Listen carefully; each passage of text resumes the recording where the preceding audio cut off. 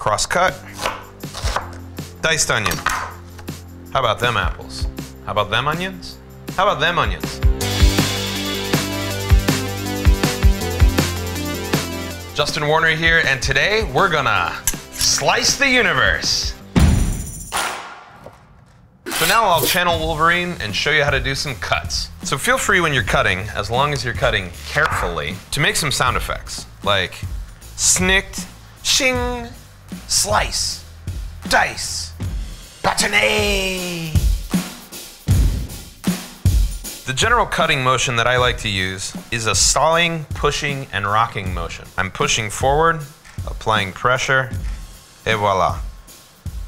Nice little cut. So now I'm gonna cut this into stick size, about like so. And then from there, I'll cut it in half long ways. You see that I always keep my fingers tucked? Wolverine's always tucking his fingers as well, but of course into fists. From there, we can slice into what we call batons, which are like so. If we were to go even finer, like say, and then we were to cut these once more, this would be a julienne cut. And the julienne cut, to me, needs to be done very carefully and in the reverse direction. You use the point of the knife to cut thin strips from thin strips.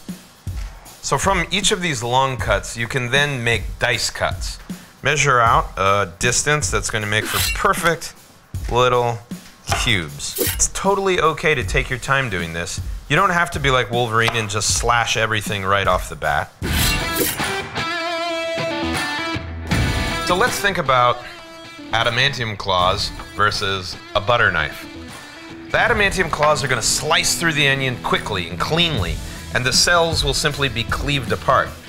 But with a dull knife, like the butter knife, the cells are going to be mashed up, and that mashing causes all of the things that are in onions to launch into the air, get into your eyes, and to make you cry.